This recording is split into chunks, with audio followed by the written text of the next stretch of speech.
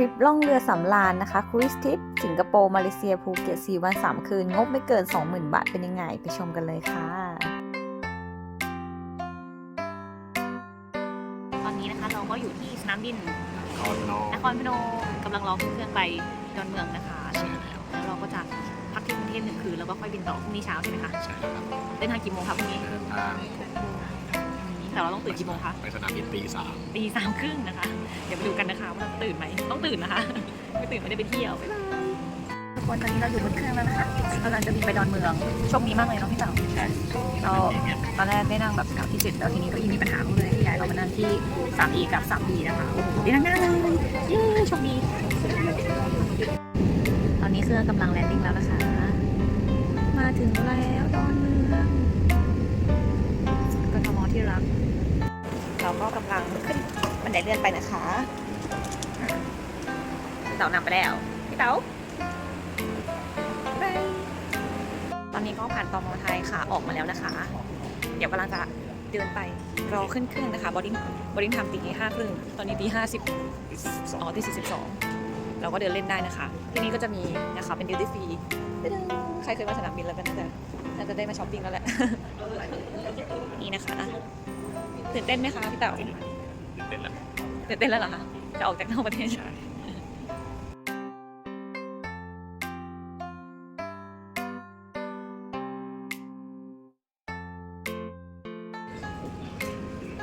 เข้ามาผ่านตม.มาแล้วนะคะตอนนี้กำลังรอพี่เต๋าอยู่พี่เต๋ากำลังจะเดินเข้ามาแล้วปิ้งนี่ไงมาแล้วพี่เต๋าเฮ้ไปเที่ยวกันไปเอากระเป๋าต่อนะคะนี่นะคะพอผ่านตม.เข้ามาแล้วก็มันก็จะเป็นฮอลแบบนี้แหละให้เดินไปรับกระเป๋าแบ็กเกจตรงนู้นป้ายเหลืองๆนะคะเดี๋ยวมาถ่ายให้ดูกันนะเป็นยังไงบ้างหลังจากรับกระเป๋านะคะเราก็จะเดินออกมาข้างนอกมีหัวหน้าทัวร์มารอรับค่ะตอนนี้ก็อยู่บนรถบัสแล้วนะคะกำลังจะนั่งรถบัสเข้าเมืองไปกินข้าวมันไก่เอาไปสิไปดูอะไรก่อนแต่ว่าจะไปกินข้าวมันไก่นั่นแหละค่ะจริงๆแล้วไกด์ก็จะพาเราแวะชมตามจุดต่างๆนะคะซึ่งเป็นแลนด์มาร์คของสิงคโปร์นะคะบริเวณมารีนาเบย์นะคะก็จะมีเมอร์ไลออนอยู่นะคะวันที่เรามาถึงนะคะก็จะมีฝนตกปรยๆนะคะแต่เราก็สามารถกางร่มแล้วก็เดินเที่ยวได้นะคะแล้วก็จะมีการแวะถ่ายรูปนั่นนู่นนี่นิดหน่อยนะคะ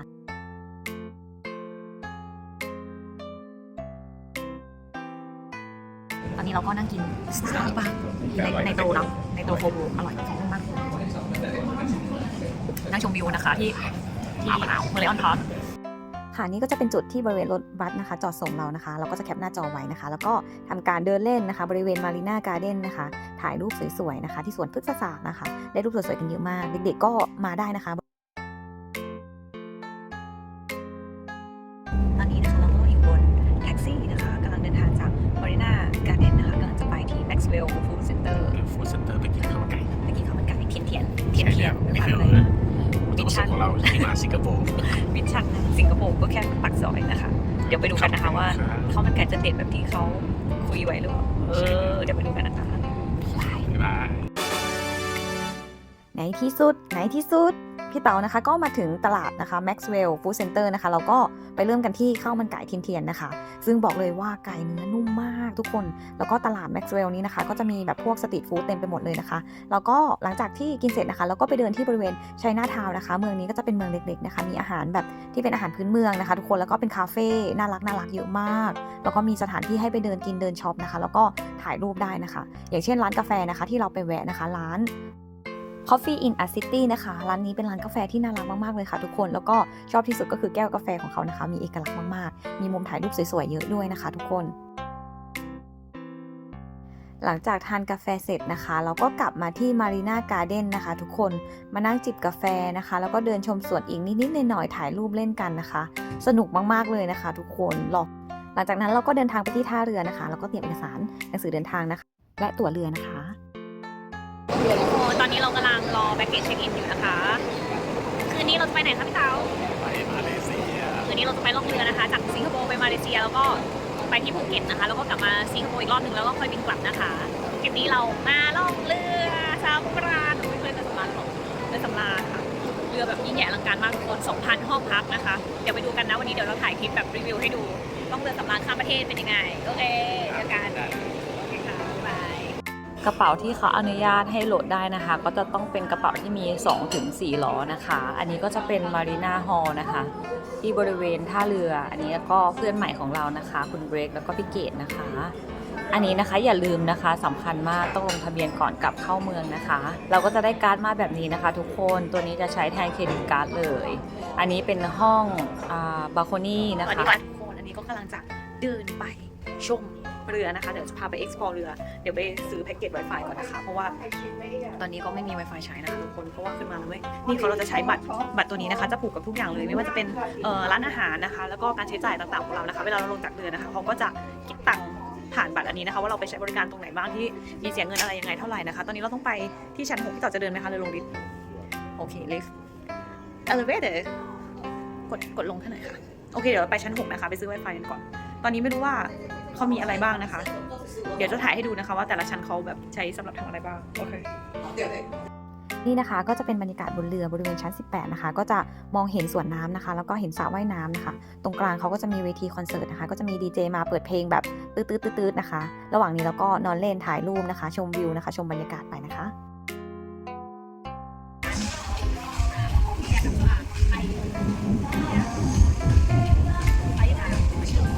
นี่คุณเต้นเพลงสากลหรือว่าคุณเต้นเพลงหมอลำคะเนี่ย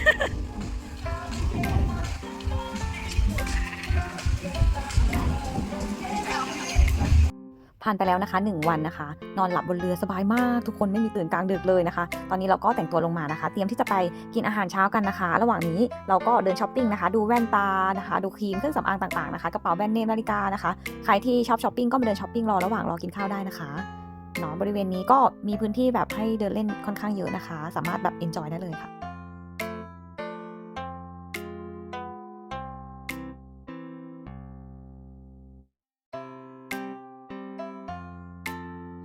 นี่จะเป็นห้องแสดงโชว์นะคะทุกคนซึ่งบอกว่าเวทีอลังการมากเก้าอี้คือใหญ่มากเดี๋ยววันนี้จะมีคอนเสิร์ตแจ๊สด้วยนะคะตอน 20:00 นเดี๋ยวเราจะเข้ามาดูนะคะโอ้สวยมากเลยเนาะแต่คนมันแบบฮารุฮารามากฮารุฮารา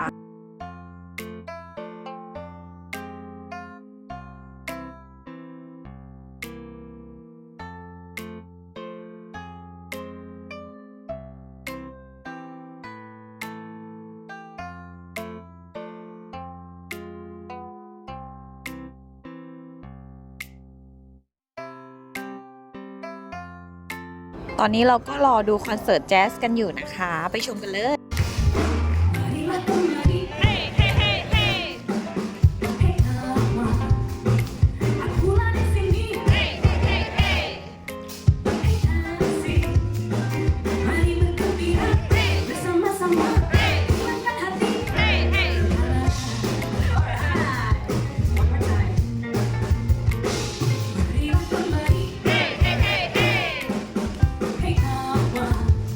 หลังจากนอนตื่นคืนที่2นะคะเราก็มาถึงที่ภูเก็ตเรียบร้อยแล้วนะคะตอนนี้กำลังนั่งเรือนะคะขึ้นฝั่งที่ภูเก็ตนะคะตั้งแต่ประมาณ 8 โมงเช้านะคะนี่คือเรือของเรานะคะที่จอดรอเก็ตแล้วค่ะนี่เราแบบรถตู้4 ชั่วโมงนะคะเที่ยวกันจะเตรียมโคมิโก้ขึ้นเรือแล้ว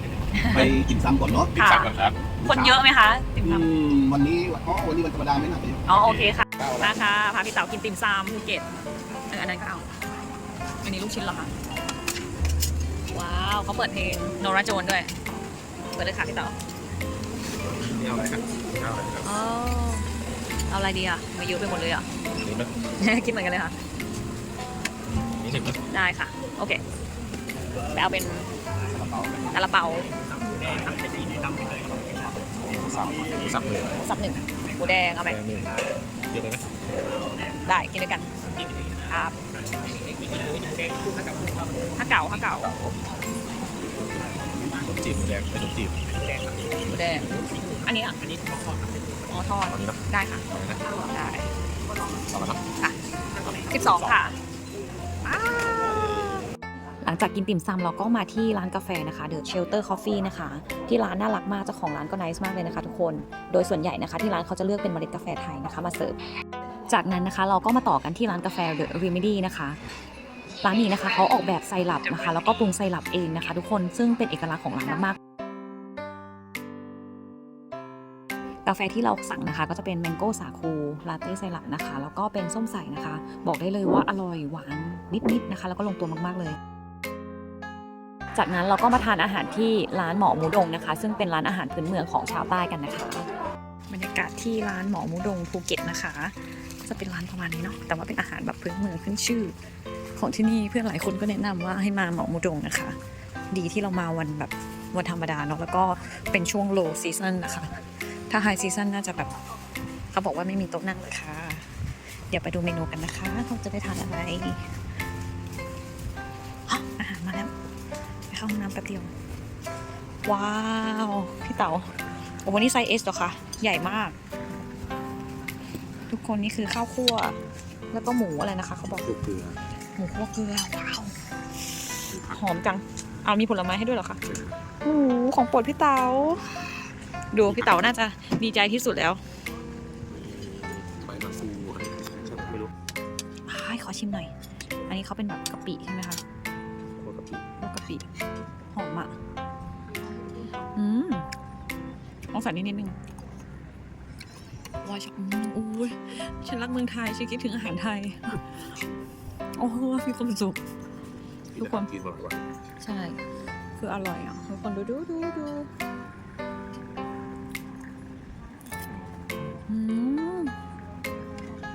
ฉันรักเมืองไทย ขอชิมอันนี้หน่อยค่ะอร่อยอ่ะพี่เต๋าหลังกินข้าวเสร็จนะคะคุณลุงขับรถก็พาเราขับรถชมวิวนะคะแล้วก็มาที่จุดชมวิวเขาขาดนะคะถ่ายรูปเล่นกันแบบสวยมากทุกคนวิวแบบดีมากหลังจากนั้นคุณลุงก็แวะเซเว่นนะคะให้พี่เต๋าซื้อโกบิโก้ก่อนขึ้นเรือน่ารักสุดๆไปเลยค่ะและแล้วนะคะก็ถึงเวลากลับเข้าสู่ยานแม่นะคะทุกคนเราต้องขึ้นเรือแล้วนะคะตอนนี้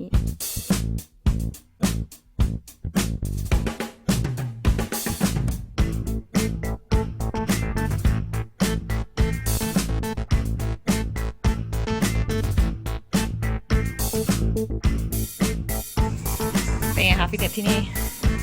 ใช้ได้ไหมคะ โอ้โหวิวอย่างสวยมาไปแบบดูแม่น้ำไปนะคะเป็นการออกกำลังกายที่ดีมากมีความสุขสุดๆขอสักครึ่งชั่วโมงค่ะวันนี้เมื่อยขาเลยแหละยังไม่ได้ยืดเลยพี่เต๋าเครื่องเล่นก็มีเยอะมากนะคะทุกคนนี่เราเองสวัสดีค่ะทุกคนเดี๋ยววันนี้จะมารีวิวทริปนะคะเป็นครูซทริปนะคะก็คือแบบล่องเรือสำราญนะคะ4 วัน 3 คืนก็คือเริ่มที่สิงคโปร์มาเลเซียภูเก็ตนะคะแล้วก็กลับสิงคโปร์อีกรอบหนึ่งนะคะแล้วก็ราคานี้รวมตั๋วเครื่องบินนะคะทุกคนไปกลับสิงคโปร์นะคะคือบินจากดอนเมืองโดยสายการบินแอร์เอเชียนะคะทางขาไปแล้วก็ขากลับเลยนะคะอันดับแรกเลยอันนี้คือเราเป็นการซื้อจองที่ขึ้นเรือค่ะจองเป็นทัวร์นะคะแล้วเราได้โปรโมชั่นเนาะตอนนี้ยังมีโปรโมชั่นอยู่นะทุกคนมันเป็น1 แถม 1 25,900 ค่ะประมาณนี้ก็คือมันก็จะรวมอันนี้ 25,900 ได้2คนนะคะมันจะมีบวกกับค่าทิปเนาะพี่เต๋าทิปไกด์ที่สนามบินนะคะ700แล้วก็มีค่าภาษีสนามบิน 1,900 บาทนะคะแล้วก็ทิปบนเรือจากคนละ66สิงคโปร์ดอลลาร์ก็ประมาณ 1,700 บาทนะคะอันนี้ก็รวมให้แล้วนะคะแต่ว่ายังไม่เกิน 20,000 นะทุกคนก็คือวันแรกนะคะเราจะเดินทางประมาณช่วงตี4ตี5ประมาณตี5เนาะบินประมาณ2ชั่วโมงก็จะมาถึงที่สิงคโปร์นะคะตอนช่วงเช้าประมาณ7 โมงนะคะตั้งแต่7 โมงไปนะคะเราก็จะมีคนมารับนะคะที่สนามบินนะคะเขาก็จะเป็นไกด์ท้องถิ่นนะคะของคนเป็นคนสิงคโปร์นี่แหละแต่ว่าเขาพูดไทยได้นะคะพูดไทยได้แล้วเขาก็จะพาเราไปอยู่ประมาณ2 ที่ 3 ที่นะคะก็คือที่แรกที่เขาไปก็คือพาไปก็คือเมืองไลออนเนาะก็คือไปถ่ายรูปนะคะเดินชมนั่นนู่นนี่ชมบรรยากาศที่มารีนาเบย์หลังจากนั้นนะคะเขาก็จะให้เราหาอะไรทานรองท้องนะคะอาจจะเป็นกาแฟร้านอาหารเล็กๆอะไรเงี้ยค่ะก็สามารถแบบทานที่นั่นได้เลยนะคะแล้วก็หลังจากเสร็จที่มารีนาเบย์นะคะเขาก็จะพาเราไปที่มารีนาการ์เด้นเนาะพี่ต่อเนาะมารีนาการ์เด้นแต่ว่าของเรานะคะเราไปมารีนาการ์เด้นกับเขานะคะก็คือไปดูจุดที่เขาจอดรถนะคะแล้วก็ขึ้นรถเพราะว่าเขาอาจจะเป็นคนไปส่งเราที่สนามที่เรือนะคะที่ท่าเรืออีกทีนึงก็คือเราก็ออกจากตรงนั้นนะคะเราเดินเล่นที่บริเวณแบบมารีนาการ์เด้นสักพักหนึ่งนะคะเราก็นั่งรถแท็กซี่นะคะเราใช้ Grab มันเป็นแอป Grab นะคะที่ใช้ที่กทมเลยนะคะทุกคนไม่ต้องโหลดแอปใหม่แล้วก็ไม่ต้องผูกเบอร์โทรศัพท์อะไรใหม่เลยนะคะก็คือสามารถเรียก Grab ผ่านมือถือได้เลยสามารถจ่ายได้ทั้งเป็นแคชแล้วก็เป็นเครดิตการ์ดนะคะเนาะอันนี้เราก็เรียกไปที่ชัยนาทาวน์นะคะเพราะว่าเราอยากไปกินข้าวมันไก่ พาพี่เต๋าไปกินข้าวมันไก่นะคะแล้วก็นั่งรถไปประมาณ15นาทีทุกคนไม่นานนะแล้วก็ย่านชัยนาทาวน์นะคะก็จะเป็นแบบว่าร้านคาเฟ่เยอะมากนะทุกคนจริงๆเป็นเมืองที่มีคาเฟ่เยอะเนาะพี่เต๋าเนาะแล้วก็เป็นแบบร้านแบบน่ารักมีของพื้นเมืองให้ทานด้วยนะคะส่วนข้าวมันไก่มันก็จะอยู่ที่ตลาดนะคะเขาเรียกMaxwell Food Center อะไรประมาณนี้ค่ะก็บอกเขาว่ามา Maxwell Food Center ก็ได้ค่ะแถวนั้นก็จะมีแบบย่านชัยนาทาวน์ก็อยู่ใกล้ๆกันนะคะก็คือสามารถเราสามารถไปเดินนะคะเดินได้เป็นร้านที่เราไปกินกาแฟกันนะคะตรงนั้นเสร็จจากตรงนั้นนะคะเราก็เดินเล่นอยู่สักพักหนึ่งเนาะพี่ต่อเนาะแล้วก็นั่งเล่นสักพักหนึ่งแล้วก็นั่งรถนะคะแท็กซี่เขาจะมีจุดจอดของเขานะคะคือเราสามารถปักหมุดได้ว่าเราจะขึ้นรถตรงไหนนะคะส่วนใหญ่เขาจะเดินรถแบบ one way เนาะเขาก็จะมีทางของเขานี่แหละแต่ว่าเราต้องไปอยู่ประมาณแบบแถวถนนนะคะถึงจะสามารถแบบว่าให้เขามารับได้อย่างเงี้ยค่ะพอเขามารับแล้วเขาก็พาเราไปส่งที่เดิมนะคะก็คือเป็นที่แบบจอดรถนะคะที่เราต้องไปขึ้นรถบัสนะคะรถที่เขานำเที่ยวคือเป็นรถบัสเราก็จะเอาพวกกระเป๋าต่างๆนะคะทุกคนขึ้นอยู่บนรถบัสนะแล้วก็การโหลดกระเป๋าบนเรือนะคะก็คือให้เฉพาะกระเป๋าลากเท่านั้นนะคะแล้วก็ล้อต้องไม่มีปัญหานะต้องเป็นแบบ2ล้อหรือ4ล้อเท่านั้นถ้าเกิดเป็นกระเป๋าถือกระเป๋าสะพายเขาไม่ให้โหลดนะคะทุกคนอันนี้ต้องแบบว่าเตรียมกระเป๋ากันมาดีๆถ้าไม่อยากแบกหามนะคะ เพราะว่าตอนขึ้นเรือนะคะมันก็เราต้องเดินค่อนข้างไกลเนาะพี่ต่อเนาะรอสักพักนึง ใช่เดินไกลแล้วก็รอสักพักนึง กินนานๆ ใช่ค่ะแล้วก็หลังจากที่เราไปที่ท่าเรือนะคะประมาณ4 โมงเย็นเขาจะพาเราไปเช็คอินเช็คแบ็กเกจนะคะก็คือเราเอากระเป๋าไปฝาก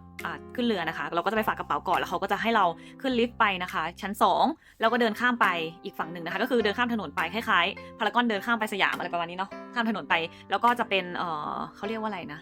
เป็นจุดค่ะให้เราเข้าไปเช็คอินคนก็จะเยอะมากเราก็จะไปยืนรอนะคะเช็คอินตรงนั้นพอเช็คอินเสร็จปุ๊บเราก็จะได้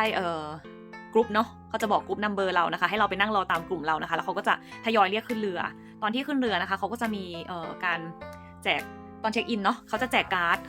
นะคะเป็นคล้ายๆบัตรที่มีชื่อเรามีเลขห้องมีข้อมูลบอกทั้งหมดนะคะก็คืออยู่บนการ์ดเลยนะทุกคนนะเราขึ้นเรือเราต้องใช้การ์ดอันนี้นะคะการ์ดอันนี้จะเป็นเหมือน ID การ์ดของเรานะคะก็คือจะผูกกับพาสปอร์ตเรานะคะแล้วก็ค่าใช้จ่ายต่างๆที่เราใช้บนเรือก็คือต้องใช้ผ่านการ์ดนี้เท่านั้นนะคะเพราะว่าเขาไม่ได้ใช้แคชเลยเนาะพี่เต๋อเนาะส่วนใหญ่เขาจะใช้ผ่านการ์ดแล้วเราค่อยไปเอาการ์ดอะค่ะไปแตะเช็คอีกทีนึงว่าเราใช้ไปเท่าไหร่แล้วเราก็ค่อยไปเคลียร์กับเขานะคะส่วนค่าทิปเรือนะคะ66สิงคโปร์ดอลลาร์เขาจะชาร์จตอนที่เราขึ้นเรือมาแล้วนะคะตอนที่ขึ้นเรือเขาจะยึดพาสปอร์ตเราไว้นะคะไม่ใช่ยึดเก็บเขาจะเก็บพาสปอร์ตเราไว้นะคะก็คือเราก็สามารถขึ้นเรือนะคะไปใช้ชีวิตได้ปกติแล้วเขาก็จะบอกว่าจริงๆเขาจะมีบอกให้ซ้อมนะพี่ต่อเนาะใส่ชุดแบบชูชีพนั่นนู่นนี่อะไรเงี้ยค่ะแต่ว่าก็ไม่ได้ซีเรียสขนาดนั้นเนาะพี่ต่อเนาะไม่ได้ซีเรียสว่าทุกคนต้องไปแบบนั่งฟังหรืออะไรมากมายเขาก็จะประกาศอะไรตามกฎของเขานั่นแหละค่ะหลังจากขึ้นมาเรือแล้วนะคะก็คือแล้วแต่ถ้าใครหิวก็สามารถไปที่ห้องอาหารได้เลยนะคะสามารถไปทานอาหารได้เลยนะคะบนเรือเขาจะเรียกชั้นต่างๆว่าเด็กนะคะเด็กแบบ DECK เนาะเด็กนั้นเด็กนี้นะคะแล้วแต่ว่าเราจะอยู่ชั้นไหนอันนี้เราพักอยู่ที่ประมาณเด็ก10นะคะก็คือชั้น10ของเรือนี้นะคะเนาะส่วนใหญ่ก็จะเป็นโซนที่พักหมดเลยเนาะพี่ต่อเนาะถ้าโซนส่วนกลางนะคะก็จะมีแบบเขาก็จะบอกว่าเด็กไหนอยู่หน้าลิฟต์เลยนะคะทุกคนก็จะมีบอกว่าเด็กไหนมีกิจกรรมอะไรมีร้านค้าอะไรหรือว่าเป็นฟิตเนสเป็นที่เล่นสวนน้ำหรืออะไรเงี้ยค่ะเขาก็จะบอกหมดเลยนะคะความสะดวกสบายบนเรือนะคะอย่างแรกเลยก็มีที่พักเหมือนโรงแรมประมาณ 2,000 ห้องนะคะบนเรือนี้ก็คือแบบเยอะมากทุกคนแบบไม่ต้องห่วงเลยนะแล้วก็ห้องน้ำที่แบบว่าสาธารณะเนาะเขาค่อนข้างครบไม่แบบพอการลิฟต์นะคะต่างๆนะคะเพราะว่าเรือมันมี19ชั้นนะคะถ้าลำนี้มี19ชั้นคือแล้วแต่แบบประเภทเรือด้วยนะคะทุกคนแล้วแต่รุ่นเนาะเขาเรียกว่ารุ่นไหมแล้วแต่รุ่นเรือนะคะว่าเรานั่งเรือลำไหนอะไรยังไงมีกี่ชั้นอะไรเงี้ยค่ะเขาก็จะมีบอกอยู่แล้วก็เขาจะมีตารางที่เป็นแบบเดลี่นะคะหมายถึงว่ากิจกรรมบนเรือนะคะก็จะมีอะไรบ้างนะคะก็เขาก็จะบอกในนั้นเลยว่าเราสามารถทานอาหารได้ตั้งแต่กี่โมงถึงกี่โมงอะไรเงี้ยค่ะแล้วก็ห้องอาหารนะคะจะเป็นแบบบุฟเฟ่นะคะสามารถทานได้ไม่อั้นนะคะแต่ว่าเขาจะมีเขาเรียกว่าอะไรอะแต่ไม่ได้จำกัดเวลานะทุกคนนะแต่ว่าเขาจะเขียนไว้ว่าเป็นมารยาทอะตามมารยาทก็ควรจะนั่งไม่เกิน1 ชั่วโมงอะไรเงี้ยค่ะเวลาไปทานอาหารบนเรือเวลาที่เราจะไปทานอาหารบนเรือนะคะเราต้องใช้การ์ดทุกคนเขาก็จะติดการ์ดนะคะเขาจะมีแบบป้ายห้อยคอให้นะคะแล้วก็เป็นการ์ดเหมือนที่เราห้อยกันนะคะตัวนั้นนะคะเวลาเราเข้าห้องอาหารหรือว่าไปทำกิจกรรมจ่ายตังค์ต่างๆเราจะใช้การ์ดอันนั้นนะคะคือบนเรือมันมีตั้งแต่แบบช้อปปิ้งเนาะพี่ต่อเนาะก็จะมีช้อปปิ้งพวกอาหารขนมของใช้ครีมอะไรบางอย่างนะคะแล้วก็พวกแบรนด์เนมนะคะก็มีพวกนาฬิกากระเป๋าเสื้อผ้าเนาะพี่ต่อถ้าเรือลำนี้ก็จะเขาเรียกว่าอะไรแบรนด์ไม่ได้เยอะมากนะทุกคนมันเป็นปลอดภาษีนะคะแต่ว่าเราไปสำรวจราคาแล้วนะคะก็ไม่ได้ถูกมากนะทุกคนนะคือปลอดภาษีจริงแต่ว่าไม่ได้ถูกกว่าแบบดิวตี้ฟรีข้างล่างข้างนอกสนามบินหรืออะไรพวกนี้นะคะราคาพอๆกันเลยแล้วก็กิจกรรมบนเรือนะคะที่เราแบบไม่ได้เสียตังค์เลยนะคะก็จะมีพวกเล่นสวนน้ำมีซิปไลน์นะคะมีฟิตเนสก็ไม่ได้เสียนะคะก็คือรวมหมดแล้วอาหาร3 มื้อแล้วก็พวกห้องกิจกรรมต่างๆเนาะพี่ต่อเนาะดูโชว์ก็จะมีพวกแบบมันจริงๆมันมีฉายหนังนะคะทุกคนมันมีโรงหนังในเรือด้วยแล้วก็มีแบบ โรงหนัง outdoor ก็มีนะคะทุกคนมันก็จะมีรอบฉายของเขาแหละค่ะแต่ว่าฝนตกเราก็ไม่ได้ไปดูเลยแล้วก็มีที่เป็นแบบสำหรับโชว์แสดงเนาะพี่ต่อเนาะเป็นเวทีคล้ายๆโรงหนังเลยทุกคนก็คือใหญ่มากเลยก็คืออาจจะเป็นคอนเสิร์ตการแสดงโชว์แบบพวกก็อตทาเลนต์ต่างๆอะไรเงี้ยค่ะหรือว่าแล้วแต่ว่าแต่ละรอบนะคะทุกคนว่าเขาจะเอาใครมาหรือว่าเอาคนประเทศไหนมาของเราก็จะไปดูเป็นคอนเสิร์ตแจ๊สของประเทศอินโดนีเซียนะคะซึ่งเราฟังไม่รู้เรื่องนะแต่ว่าส่วนใหญ่ก็แบบว่าสนุกกันนะคะทุกคนส่วนใหญ่ที่มาเที่ยวนะคะก็จะมีคนที่เป็นแบบชาติที่เป็นมาเลเซียสิงคโปร์จีนอินโดเวียดนามไทยแล้วก็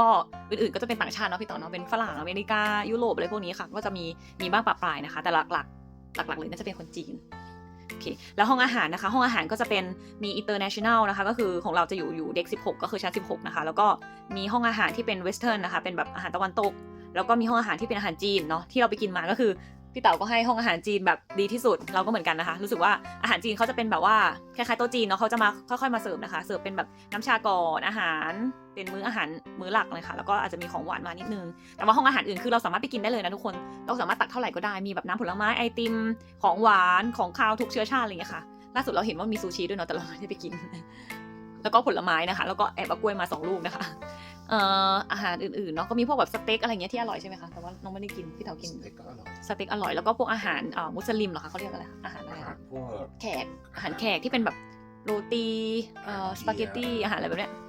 แล้วก็พวกมังสวิรัติก็เตรียมให้มังสวิรัติก็มีนะคะพวกวีแกนก็มีแล้วก็มีร้านอาหารที่เป็นแบบว่าเฮลตี้เลยก็มีนะทุกคนที่เป็นแบบว่าวีแกนเลยหรือว่าทานแต่แบบผักผลไม้อะไรเงี้ยค่ะแต่ว่าอันนั้นอาจจะต้องเสียตังค์เพิ่มเนาะพี่ต่อเนาะแล้วก็มีร้านอาหารที่เป็นเกาหลีญี่ปุ่นหรืออะไรพวกนี้ค่ะส่วนใหญ่อันนั้นก็คือเขาจะชาร์จเพิ่มนะคะคือเราก็สามารถสั่งได้ส่วนเครื่องดื่มแอลกอฮอล์ส่วนใหญ่จะเสียตังค์เนาะพี่ต่อเนาะตอนแรกเราคิดว่ามีเบียร์นะคะแต่มันไม่ใช่มันเป็นนมทุกคนมันเป็นนมแล้วก็น้ำผลไม้ต่างๆมีเรื่องอะไรอีกที่ต้องรีวิว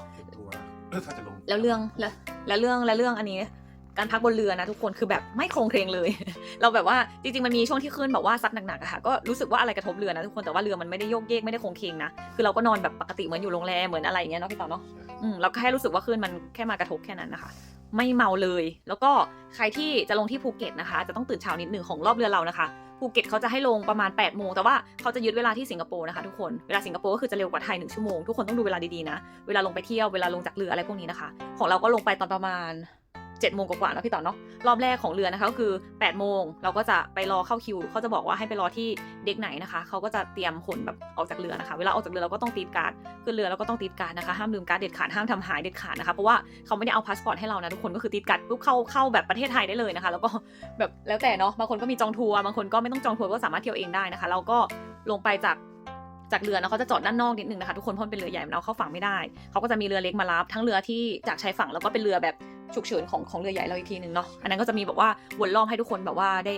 ด้แบบออกไปที่ภูเก็ตนะคะหลังไปภูเก็ตนะคะก็จะมีรถตู้เรียงรายเยอะมากเลยนะทุกคนคือแล้วแต่ว่าเราอยากจะไปกับเขาไหมหรือเราสามารถเรียก Grab เนาะหรือเรียกอะไรได้แต่ว่าเราต้องเดินออกไปนอกศุลกากรนะทุกคนถ้าเกิดว่าเราไม่เดินออกไปข้างนอกเราจะไม่เห็นรถเนาะพี่ต่อเนาะก็จะเป็นรถที่เขาดีลกับศุลกากรไว้แล้วนะคะก็จะเป็นรถตู้พวกนั้นที่กับทัวร์รถที่ดีลกับทัวร์ไม่ใช่ศุลกากรที่ดีลกับทัวร์ไว้แล้วเขาก็จะมารอรับอะไรพวกนี้ค่ะซึ่งเราก็ถ้าจะไปเองก็ไปเองได้เลยเนาะก็เมืองภูเก็ตธรรมดาเราก็เรียกแก๊ปเรียกอะไรไปหรือนั่งแท็กซี่ไปเนาะพี่ต่อเนาะค่ะแล้วก็อะไรอีกมีอะไรอีกนะที่ภูเก็ตตอนนั่งเรือออกไปนะคะเราไม่เสียตังค์สักบาทเลยนะคะทุกคนนั่งเรือออกไปแล้วก็กลับขึ้นเรือใหญ่นะคะก็คือไม่เสียตังค์มีอะไรอีกคะพี่เต๋าที่จะคุยต้องดูเวลาต้องดูเวลานิดนึงนะคะถ้าเกิดว่าเขาให้ขึ้นเรือไม่เกินบ่ายโมงครึ่งมาขึ้นเรือไม่เกินบ่ายโมงครึ่งก็คือเป็นเที่ยงครึ่งของที่กทมที่ไทยนะทุกคนก็คือต้องแบบว่าคิดไว้เสมอว่าแบบต้องมาก่อน1 ชั่วโมงนะเพราะว่าไม่งั้นเดี๋ยวตกเรือไม่ได้กลับเลยนะทุกคนนะมีร้านช้อปปิ้งใครจะมาว่ายน้ำก็เตรียมชุดว่ายน้ำพูดแล้วใครขี้หนาวนะคะเตรียมเสื้อแขนยาวมาด้วยนะคะแล้วก็ที่ประเทศสิงคโปร์เนาะพี่เต๋าเมืองเขาค่อนข้างสะอาดแล้วก็น่าเที่ยวนะคะทุกคนเมืองเขาจะเป็นเมืองที่แบบร้อนสลับฝนเนาะส่วนใหญ่เนาะฝนตกตลอดทุกวันนะคะแต่ว่าจะตกเป็นแบบช่วงๆตกทีละนิดละหน่อยอะไรเงี้ยค่ะแล้วก็สามารถที่จะแบบออกไปเที่ยวได้พกร่มก็ได้นะทุกคนไม่ต้องเสื้อกันฝนก็ได้พกร่มก็สะดวกดีกางแบบแป๊บนึงฝนหยุดแล้วก็ออกมาแล้วก็พวกที่ชาร์จเนาะที่ปักที่เรือนะคะแล้วก็ที่สิงคโปร์ก็จะเป็นแบบเขาเรียกว่าอะไรนะคะหัวแบบไทยจีนะครับไทยจีอันนี้ไงนี่แบบนี้ทุกคนเป็นแบบนี้นะนี่ค่ะที่เป็นแบบ3 ช่องแล้วก็เป็นแบบช่องตรงกลางใครอยากได้รูปเดี๋ยวเราส่งให้อีกทีนึงนะคะนี่ค่ะแต่ว่าจริงๆบนเรือนะคะมันก็จะมีปลั๊กแบบนี้ทุกคนเนี่ยเป็นปลั๊กแบบช่องเสียบแล้วก็มีที่เสียบ USB อยู่แล้วคือเราไม่ต้องเตรียมมาก็ได้นะทุกคนแต่ว่าถ้าใครใช้ iPhone รุ่นใหม่ๆที่มันเป็น Type C อาจจะต้องพกที่ชาร์จมานิดนึงเพราะว่ามันจะเสียบไม่ได้ตรงช่องที่เป็น USB นะคะเนาะแล้วก็มีอะไรอีกที่เราต้องพูด แล้วก็ค่าใช้จ่ายนะคะเราสามารถไปเคลียร์ค่าใช้จ่ายได้ทุกวันเลยนะคะทุกคนอย่างเช่นวันนี้เราไปอย่างเช่นเราไปซื้อไอติมไปช้อปปิ้งซื้อมาม่าซื้ออะไรอย่างเงี้ยค่ะก็สุดท้ายแล้วเขาก็จะสรุปไว้ให้ที่ห้องนะคะที่ห้องเราจะมีทีวีเราสามารถกดดูได้นะทุกคนว่าเราใช้จ่ายอะไรไปบ้างวันนี้แบบค่าใช้จ่ายเท่าไหร่นะคะเราสามารถไปเคลียร์ที่เคาน์เตอร์ข้างล่างได้ตลอดเวลาเลยนะคะจริงๆเขาไกด์เขาแนะนำว่าเราควรที่จะไปเคลียร์ก่อนที่จะลงจากเรือนะเพราะว่าวันที่เขาแบบลงจากเรือจริงๆเนาะคนจะเยอะมากแล้วก็จะแบบรอคิวนานนะคะกว่าจะได้ลงเรืออันนี้เราสามารถเคลียร์เป็นจ่ายเป็นบัตรเครดิตก็ได้นะคะหรือว่าจ่ายเป็นแคชหรือว่าเป็นเงินสดก็ได้เราแลกตังค์มาเลยก็ได้นะคะส่วนใหญ่ใช้สิงคโปร์ดอลลาร์เนาะพี่ต่อเนาะไม่ได้ใช้เงินดอลลาร์แบบสหรัฐนะค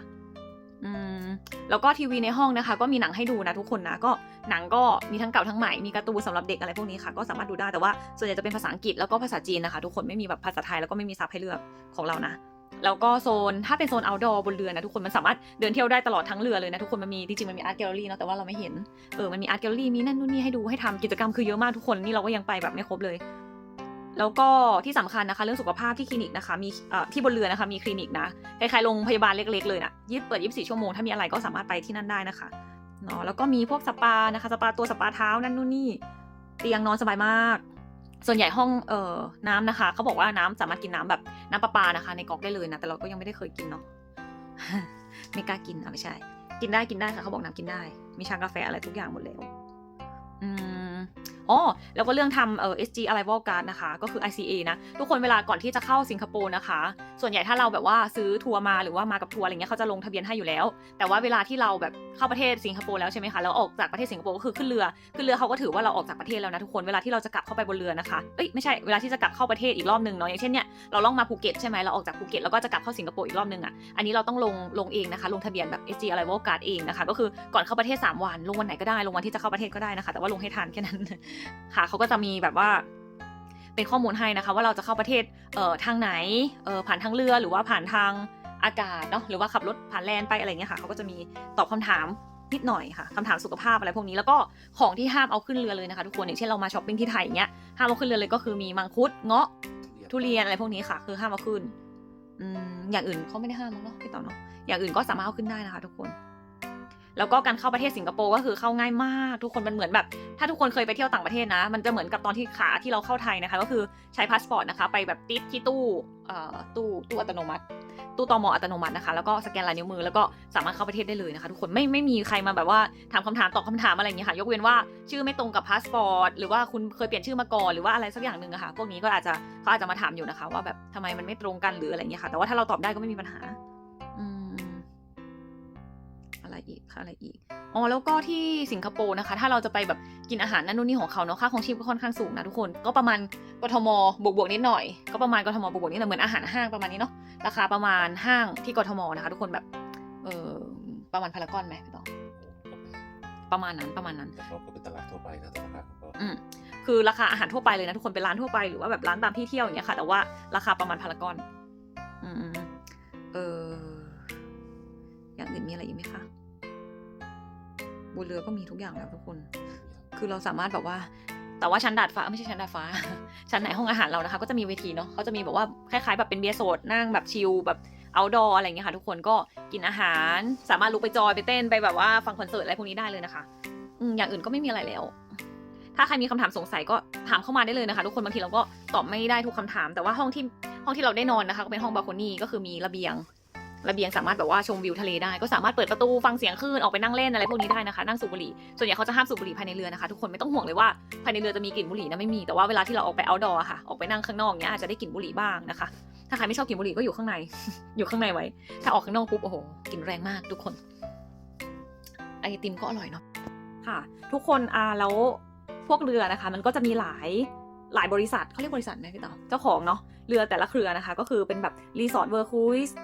มีRoyal Caribbean มีอะไรอีกอะพี่ต่อเยอะอยู่จำชื่อไม่ได้นะคะก็คือเรือแต่ละบริษัทนะคะเขาก็จะมีชื่อรุ่นเรืออีกทีนึงเนาะอย่างเช่นแบบว่าอันนั้นชื่ออะไรคะ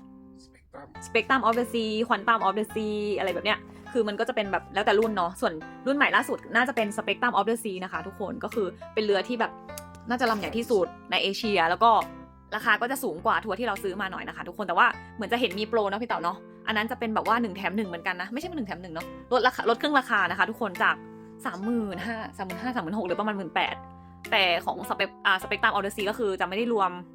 ค่าเครื่องบิน จะไม่รวมค่าเครื่องบินจากไทยนะคะก็คือเราจะเสียเองนะทุกคนก็จะเป็นค่าเรือแล้วก็ค่าชาร์จต่างๆบนเรือนะคะก็คือค่าทิปค่าภาษีเรืออะไรพวกนี้ค่ะส่วนใหญ่เขาจะรวมไปแล้วก็ประมาณ 18,000 20,000รวมตั๋วเครื่องบินก็ประมาณ 25,000 เนาะแต่ว่าจะเป็นแบบเรือรุ่นใหม่นะทุกคนนะแล้วก็ไม่รวมค่าทัวร์ในสิงคโปร์นะคะก็คือจะไม่รวมแบบคนไปรับไปส่งสนามบินเนาะแล้วก็พาเที่ยวอะไรเงี้ยค่ะเนาะแต่ว่าเรือค่อนข้างมีของเล่นเยอะมากนะลำนั้นคือเราไม่ได้ขึ้นเรือลำนั้นเนาะพี่เต๋าเนาะเราขึ้นอีกลำหนึ่งนะคะเนาะอันนั้นก็จะมีแบบว่า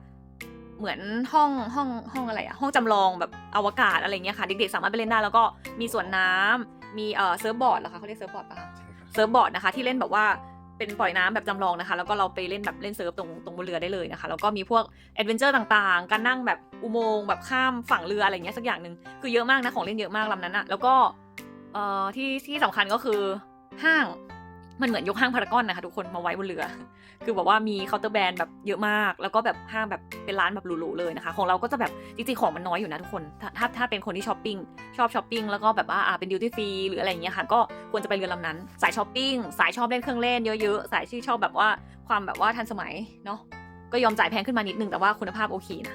แล้วก็ส่วนใหญ่ถ้าเป็นทริปบนเรือนะคะเขาก็จะรวมแบบค่าอาหาร3 มื้ออยู่แล้วค่าอาหารแบบบุฟเฟ่ต์3 มื้อแล้วก็ค่าอื่นๆบนเรือนะคะเขารวมหมดแล้วแหละส่วนใหญ่ที่ต้องซื้อเพิ่มบนเรือก็จะเป็นพวกแอลกอฮอล์คาสิโนอะไรแบบนี้ค่ะหรือว่าค่าอินเทอร์เน็ตหรือว่าร้านอาหารแบบหรูๆดื่มไวน์เปิดขวดใหม่เลยอย่างเงี้ยค่ะเนาะเขาก็จะมีแบบว่าชาร์จเพิ่มนะคะคือแล้วแต่เราอยากซื้อก็ได้ไม่ซื้อก็ได้นะคะเนาะแล้วก็มีโชว์ต่างๆให้ดูแบบแต่ว่าโชว์นะไม่เสียตังค์นะคะทุกคนสามารถเข้าไปดูได้เลยเขาจะมีตารางบอกเลยว่าวันนี้โชว์อะไรวันนี้แสดงอะไรกี่โมงถึงกี่โมงอะไรเงี้ยค่ะเราสามารถแบบเข้าไปจับจองที่นั่งได้เลยนะคะนี่คือ first come first serve นะคะก็คือแบบมาก่อนได้ก่อนใครอยากนั่งตรงไหนก็นั่งได้เลยนะคะ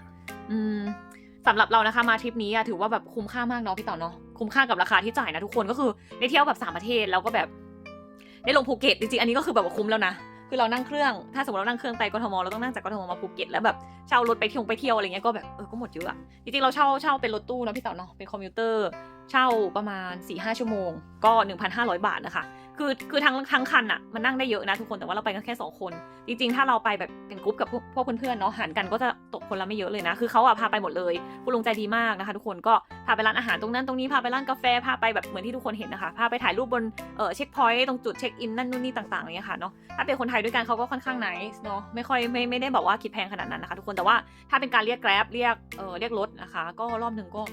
400-500ก็คือแพงนะทุกคนแนะนำให้เหมาเลยเหมาแล้วก็ให้เขาพาเราแบบไปเที่ยวเราจะไปที่ไหนเราก็บอกเขาแล้วก็อาจจะเซิร์ช GPS ให้เขาก็ได้นะคะทุกคนเขาจะบางทีเขาก็ไม่ได้รู้ทางทั้งหมดไม่ได้รู้จากร้านอะไรที่เราจะไปนะคะยกเว้นว่าเป็นร้านที่มันแบบใหญ่ๆดังๆอะไรเขาอาจจะพอรู้ใช่ค่ะแต่ถ้าร้านลับๆอะไรเงี้ยกรุณาเซิร์ชให้เขาเลยนะคะแล้วก็บอกเขาว่าไปตรงไหนยังไงนะคะเนาะโอเคมารีวิวทริปเท่านี้แหละเรารู้สึกว่าคุ้มมากแล้วก็แบบสนุกมากทุกคนก็คือมีอะไรให้ทำเยอะมากไม่เบื่อแล้วก็ไม่เหงามากบนเรือมีอะไรเยอะแยะมากมายนะคะแล้วก็อัพรูปตลอดแล้วก็อัปเดตเรื่อยๆเพราะว่าเราเห็นว่าบางคนเขาก็อยากมาเที่ยวแบบนี้นะแต่ว่าไม่เคยมานะคะจริงๆภาษาอังกฤษไม่ต้องเป๊ะมากเนาะก็สำหรับถ้าพอสื่อสารได้นะก็มาเที่ยวได้ทุกคนคือเขาไม่ได้แบบซีเรียสว่าแบบคุณต้องแบบว่าพูดเก่งเทนนั้นทุนนี่ก็คือขอแค่ทักษะการฟังพอได้นะคะแล้วก็พูดได้นิดหน่อยก็สามารถมาเที่ยวได้นะคะทุกคนไม่ต้องกลัวนะคือเราก็ไม่ได้พูดเก่งนะคะเราก็ไม่ได้แบบฟังเก่งขนาดนั้นบางคำก็ฟังไม่ออกอย่าซีเรียสนะคะไม่ต้องซีเรียสอยากรู้อะไรก็ถามเขาจริงๆพิมพ์ Google ยังได้เลยพิมพ์ Google แบบว่าเซิร์ชเลยพิมพ์คำถามอะไรให้เขาดูก็ได้คือค่อนข้างไหนเนาะเขาก็พยายามที่จะช่วยเรามากๆแล้วก็ลูกเรือเขาก็ค่อนข้างแบบดีนะเนาะเขาให้คำแนะนำดีแล้วก็แบบปฏิบัติดีมากทุกคนไม่ต้องห่วงเลยมีมารยาทอย่างเงี้ยเนาะมีมารยาททำความสะอาดทุกคนเรือแบบสะอาดมากเขาทำความสะอาดในกระทั่งแบบด้านในของถังขยะเราเห็นเขาบอกว่าตอนเดินมาแล้วเขาแบบเช็ดเอาผ้ามาเช็ดทีละนิดละนิดเช็ดขอบถังขยะแล้วโอ้โหแบบมันต้องเบอร์นั้นนะเราก็รู้สึกว่าแบบเรารู้สึกมันสะอาดปลอดภัยแล้วก็แบบน่าอยู่น่าเที่ยวมันปูพรมทั้งลำเรือเลยนะทุกคนแต่ว่ามันไม่มีกลิ่นเลยอะไม่อับเลย ฝนตกตลอดอะไรเงี้ยเนาะพี่เต๋อบางทีแบบว่าเราเหยียบน้ำนั่นนู่นนี่เข้ามาเนาะแต่แบบอากาศข้างในก็คือดีทุกคนไม่อึดอัดหายใจโล่งสบายมากเหมือนเดินห้างทุกคนฟีลแบบเดินห้างเลยอะทุกคนไปแบบสบายไม่ต้องห่วงมาเถอะทุกคนมาเที่ยวเราว่าคุ้มใครสนใจนะคะอยากรู้ว่าเราทัวร์ของบริษัทไหนก็สามารถสอบถามเข้ามาได้เลยเดี๋ยวเราส่งข้อมูลให้หมดเลยนะคะตอนนี้ก็ยังมีทริปแบบที่เป็น1 แถม 1อยู่นะคะทุกคนก็แบบราคาก็คือยังดีมากอยู่นะภูเก็ตเราก็แนะนำให้มาเที่ยวช่วงนี้นะคะเพราะว่าเป็นช่วงโลซีซั่นเนาะทุกอย่างก็คือแบบไม่ต้องไปแย่งแข่งขันกับใครนะทุกคนนะอยากไปร้านอะไรก็คือไปได้เลยโอเควันนี้เราก็มารีวิวแค่นี้นะคะวันนี้เราจะนอนพักนะเพราะว่าเรือก็จะออกจากภูเก็ตนะคะแล้วก็ไปที่สิงคโปร์อีกรอบนึงถึงประมาณช่วงบ่ายน่าจะประมาณบ่ายโมงนะคะถึงบ่าย 2 บ่าย 3เนาะพี่เต๋า กว่าจะดำเนินการลงเรือกว่าจะเช็คอินเข้าประเทศอะไรเงี้ยค่ะเราคิดว่าน่าจะประมาณบ่าย 3-4 โมงนะคะแล้วก็หลังจากลงจากเรือแล้วนะคะก็คือไกด์ท้องถิ่นนะคะเขาก็จะมารอรับนะคะก็คือเอากระเป๋าเราขึ้นรถบัสนะคะเป็นบัสเลยเนาะพี่ต่อเนาะไม่ใช่มินิบัสด้วยเป็นรถบัสเลยนะคะแล้วก็เขาจะพาเราไปเที่ยวตรงน้ำตกที่เป็น Vortex นะคะข้างๆสนามบินเขาเรียกว่าอะไรไม่รู้อะแล้วก็ไม่รู้เขาจะพาเราไปไหนอีกนะคะก็น่าจะประมาณนี้นะคะน่าจะไปเที่ยวสักประมาณ1 ที่แล้วก็รอเช็คอินนะคะที่สนามบินขึ้นเครื่องแล้วก็กลับไทยนะคะเราจะกลับไปถึงไทยประมาณช่วง5 ทุ่ม 45นะคะอันนี้คือเราก็นอนที่โรงแรมตรงข้ามสนามบินนะคะแล้วก็รอบินกลับเช้าอีกทีนึงนะโอเคใครที่อยู่ต่างจังหวัดก็น่าจะต้องประมาณเรานี่แหละเนาะพี่เต๋าเนาะถ้าใครที่อยู่กรุงเทพอยู่แล้วนะคะก็ไม่ต้องห่วงนะประหยัดค่าเครื่องประหยัดค่าโรงแรมนั่นนู่นนี่ไปอีกเยอะมากแล้วก็ไม่เกิน 20,000 นะทุกคนต่อให้เราแบบว่าเอามาแลกตังค์มานะคะแล้วก็ใช้นั่นนู่นนี่นิดหน่อยถ้ายิ่งมากับเพื่อนหลายๆคนนะคะแชร์ค่าแท็กซี่การแชร์ค่าแบบค่ารถค่ากินอะไรกันเนี้ยก็คือแบบโคตรประหยัดเลยเราว่าคุ้มมากมาเที่ยวกันนะคะทุกคนเรามาแบบว่าเปิดทริปให้แล้วก็อยากรู้อะไรถามเราได้หมดเลยเรายินดีที่จะช่วยเนาะพี่เต๋าเนาะเดี๋ยวช่วยแนะนำให้นะคะโอเควันนี้ก็ไปก่อนนะคะบ๊ายบาย